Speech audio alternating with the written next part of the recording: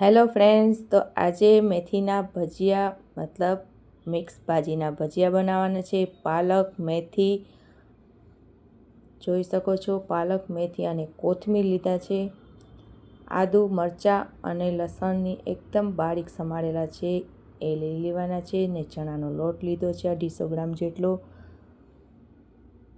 ચાલો હવે આપણે ભજીયા બનાવવાનું સ્ટાર્ટ કરીએ. 2-3 વસ્તુ એવી છે જે આપણે પછી ઉમેરવાની છે અને એનાથી આપણા ભજીયા એકદમ સોફ્ટ અને સરસ રીતે બજાર જેવા જ બનવાના છે. તો વિડીયો પૂરો જોજો. તેના માટે આપણે પાલક ઝીણી સમારેલી હતી એ લઈ લીધી છે અને મેથી બંનેને બરોબર રીતે ધોઈ સાફ કરી અને એકદમ ઝીણા બારીક સમારી લેવાના છે, તે લઈ લેશું. આમાં તમારે બીજી ભાજી ઉમેરવી હોય તો પણ ઉમેરી શકો છો. એક વાટકો ભરીને આપણે કોથમીર પણ ઝીણા સમારેલા ઉમેરી દીધા અને આદુ, મરચાં, લસણ એ પણ એકદમ ઝીણા સમારેલા છે તે પણ લઈ લેશું. ચણાનો લોટ આપણે ઉમેરી દઈશું. એમાં થોડું આપણે ઉમેરતા જઈશું. અડધો આપણે સાઈડમાં રાખશું. એને બરોબર રીતે આપણે પહેલાં મિક્સ કરી દેવાનું. લોટ એટલે સાઈડમાં રાખ્યો, જરૂર પ્રમાણે આપણે તેમાં ઉમેરી શકીએ એના માટે આપણે થોડો સાઈડમાં રાખેલો હતો, તેને પણ આપણે તેમાં મિક્સ કરી દીધો છે. ત્યારબાદ તેમાં આપણે પાણી ઉમેરતા જઈશું ને આપણું ભજીયાનું બેટર છે તે બરોબર રીતે સરસ મિક્સ કરીને તૈયાર કરશું. ત્યારબાદ તેમાં 1 ચપટી જેટલી આપણે હળદર ઉમેરશું. તેને પહેલાં પાણીથી આપણે હાથમાં મસળી નાખવાની ને 8-10 આપણે મરી લીધા છે. સ્વાદ અનુસાર મીઠું ઉમેર્યું છે. તેને પણ આપણે મિક્સ કરી દઈશું.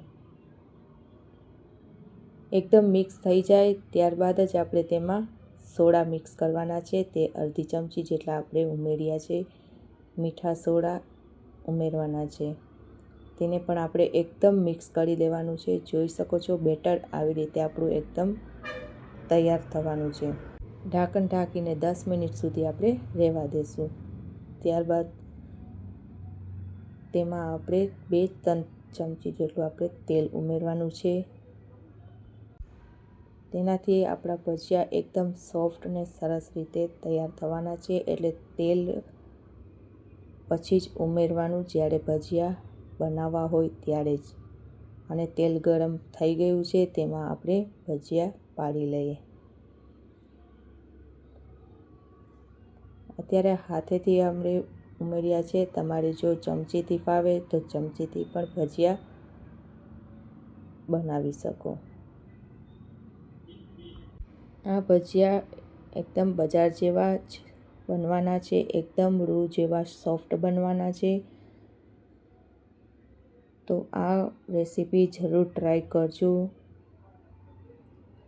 આપણે ભજીયા એક કરતાં મૂકી દીધા છે અને તેને આપણે સરસ રીતે ગોલ્ડન થાય ત્યાં સુધી આપણે તેને ચડવા દેવાના છે અને ગેસ આપણે મીડિયમ રાખવાનો છે.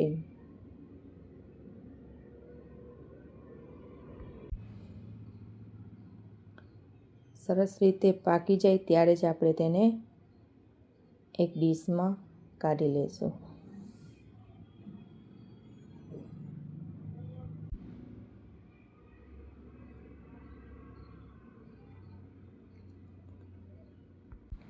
બીજા પણ ભજીયાના વિડીયો મારા ચેનલ ઉપર છે, તે પણ તમે જરૂરથી જોજો.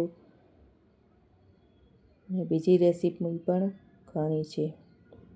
તો આપણે આ ભજીયા કાઢી લીધા છે. જોઈ શકો છો એકદમ સોફ્ટ આપણા ભજીયા તૈયાર થઈ ગયા છે. તેવી જ રીતે આપણે બીજા પણ ભજીયા મૂકી દઈશું.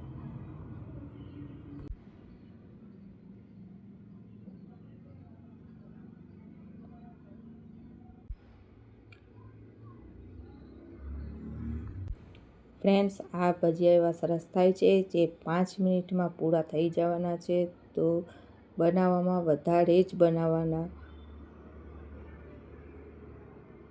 જોઈ શકો છો મેં તો ઘણા બધા ભજીયા બનાવ્યા છે અને આ ભજીયા સ્વાદમાં એકદમ સરસ છે. તો જરૂરથી ટ્રાય કરજો.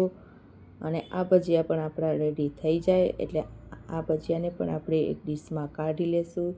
તે જ રીતે આપણે બીજા પણ ભજીયા તૈયાર કરી લેશું, જેથી કરીને આખો વિડીયો મેં નથી બનાવ્યો અને અડધે અડધે કટકે તમને બતાવું છું, જેથી કરીને ભજીયાનો વિડીયો બહુ મોટો પણ ન થાય. આ પણ એક ડીશમાં આપણે કાઢી લેવાના. જોઈ શકો છો આપણા ભજીયા બનીને રેડી થઈ ગયા છે ને ગ્રીન ચટણી સાથે બહુ જ સરસ લાગે છે. અને આ ગ્રીન ચટણીનો વિડીયો અગાઉથી પહેલાં પણ મારા ચેનલ ઉપર છે, તે તમે જરૂરથી જોજો. અને આ ભજીયા રેડી છે, તો ચાલો ભજીયા ખાવા. અને આ ભજીયાનો વિડીયો કેવો લાગ્યો તે પણ મને જરૂરથી જણાવજો. અને તમે પણ બનાવજો આ ભજીયા સરસ રીતે. સોફ્ટ અને સ્વાદિષ્ટ ભજીયા રેડી છે.